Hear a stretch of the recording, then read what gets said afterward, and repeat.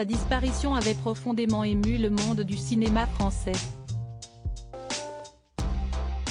Le 27 décembre 2010, l'acteur et comédien français Bernard-Pierre Donadieu décédait des suites d'un long combat contre un cancer de la prostate.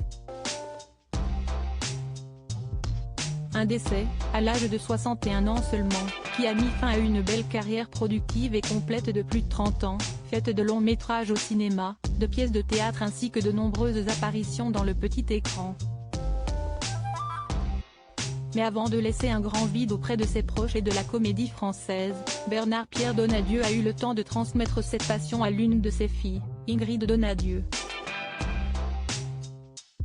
Celle-ci l'a régulièrement accompagné sur les plateaux dans les années 1990. Après la séparation de ses parents, c'est d'ailleurs avec son père qu'elle a décidé de vivre, jusqu'à son décès.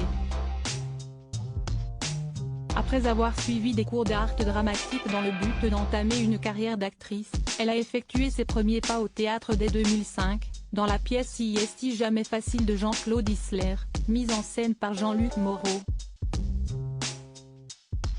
Scène suivent quelques rôles au théâtre et des apparitions dans des seconds rôles au cinéma, comme dans le long métrage Mauvaises herbes du comédien Keyron. Du théâtre à Avatar.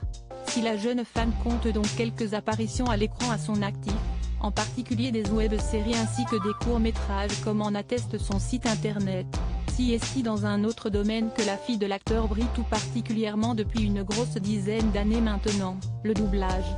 En effet, Ingrid Donadieu est une voix bien connue des cinéphiles qui aiment regarder leurs films en version française. Elle est devenue une référence dans le milieu, puisqu'elle est chargée de doubler des superstars internationales telles que l'actrice israélienne Gal Gadot, Fast and Furious, Wonder Woman, Jessica Chastain, Kate Hudson, Sienna Miller, Marie-Elisabeth Winstead ou encore Zoé Saldana. C'est d'ailleurs en doublant cette dernière qu'elle se retrouve aujourd'hui dans la version française de Avatar 2, La Voix de l'eau. Une aubaine pour elle, qui assurait déjà le doublage de l'actrice Zoé Saldana dans le premier volet, tant le nouveau film de James Cameron devrait déferler sur le box-office et marquer son temps comme étant l'un des meilleurs blockbusters de tous les temps. Nul doute que son père serait particulièrement fier d'elle aujourd'hui.